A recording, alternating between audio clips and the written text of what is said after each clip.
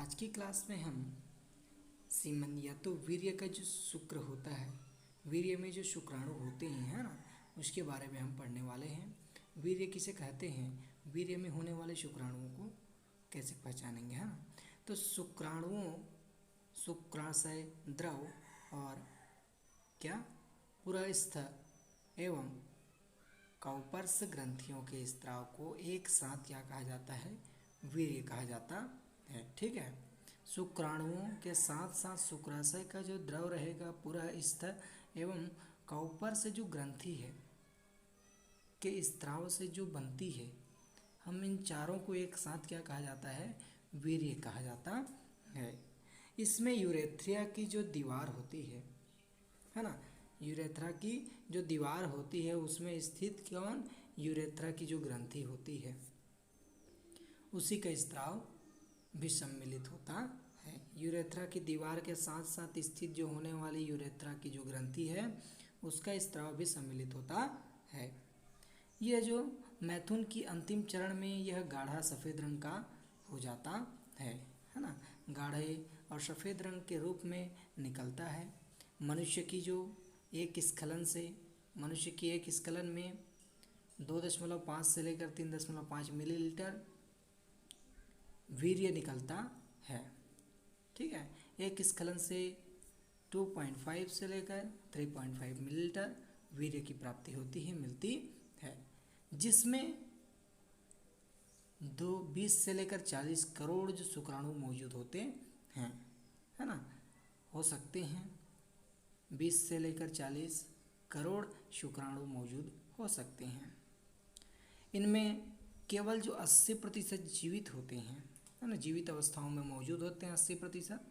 वीर्य में अन्य पदार्थों के अलावा protein, calcium citrate, calcium citrate और कार्बोहाइड्रेट पाया जाता है। ठीक है, अब हम पढ़ लेते हैं नर जनन अंगों के मुख्य जो कार्य हैं क्या है। ठीक है, तो मुख्य कार्य में पहला नंबर जो कार्य आता है, सीसन का खड़ा होना, सीसन का खड़ा होना। ये जो हमारा मुख्य रूप से जो पहला पॉइंट है वो सीसन का खड़ा होना।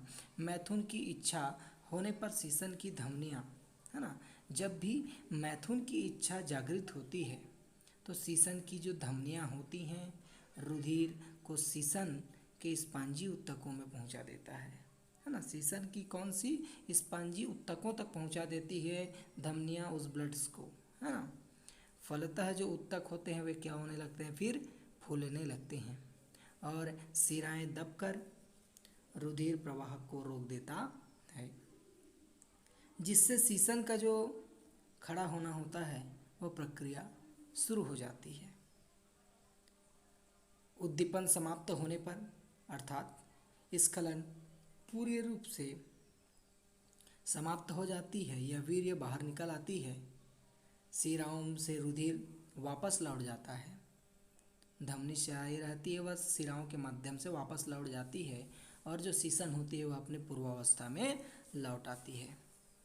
ठीक है, हमने इसका पहला पॉइंट पढ़ा सीसन का खड़ा होना। अगला पॉइंट है हमारा मैथुन।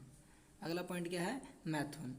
कड़े सीसन का घर्षण क्या कहलाता है, मैथुन। सीसन का घर्षण करना मैथुन कहलाता है।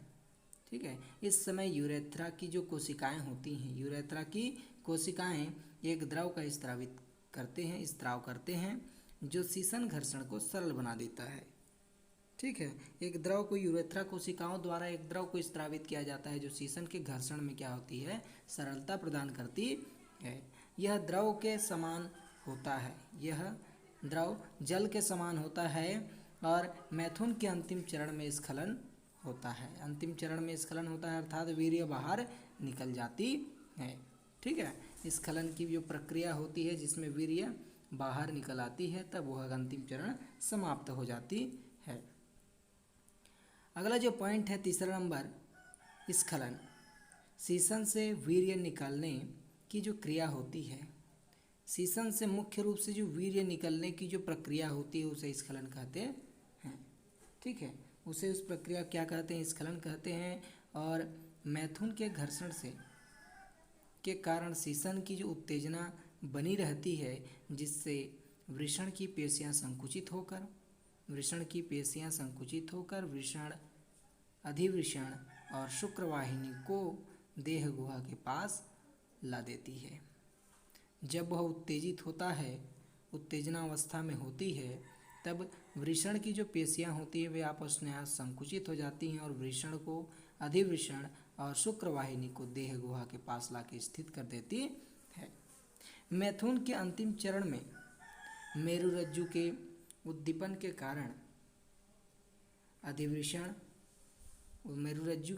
के कारण अधिवृषण, शुक्राशय और पुरःस्थ या कौपर्स ग्रंथि की दीवार की जो पेशियां होती हैं वे क्या होने लगती हैं, फिर संकुचित होने लगती हैं तथा शुक्राणु और इन सभी का स्त्राव वीर्य के रूप में यूरेथ्रा से होते हुए मादा की योनि में चला जाता है।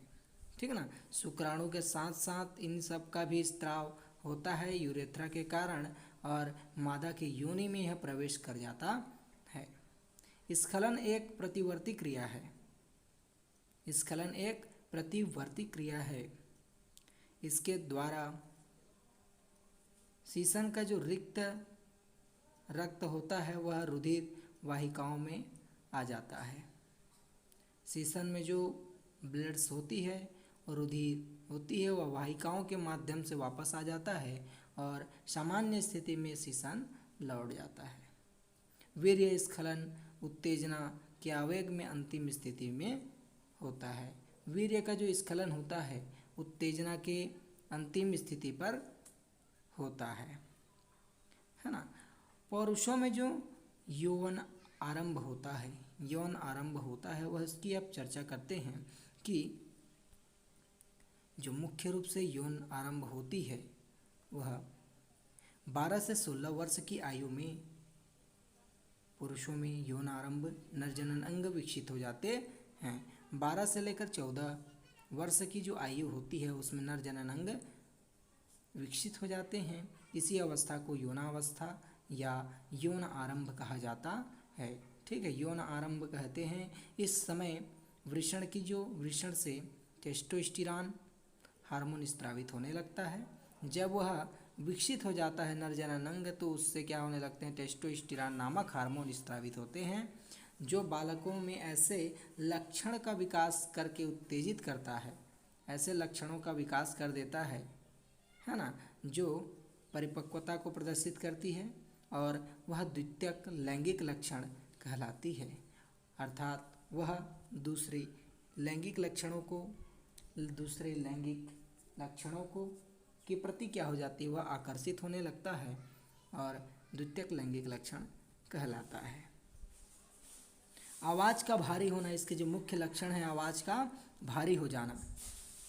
दूसरा, चेहरे, बगलों में, मुंह पर बाल निकलना। तीसरा, शरीर का सुडौल बनना या बलशाली होना। कंधों का चौड़ा होना, वृद्धि के कारण लंबाई क्या हो जानी, बढ़ना। विपरीत लिंग के प्रति आकर्षण पैदा होना, यह मुख्य लक्षण है। और शुक्राणुओं तथा वीर्य का बनना। ठीक है, ये हमने पढ़ा कि नरजनन अंग का मुख्य जो कार्य होता है उसके बारे में।